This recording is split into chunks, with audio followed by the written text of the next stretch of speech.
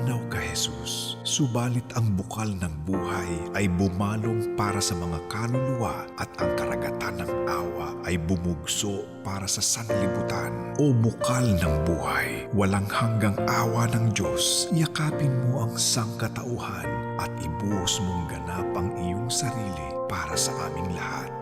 O banal na dugo at tubig na dumaloy mula sa puso ni Jesus bilang bukal ng awa para sa aming lahat, ako ay nananalig sa iyo.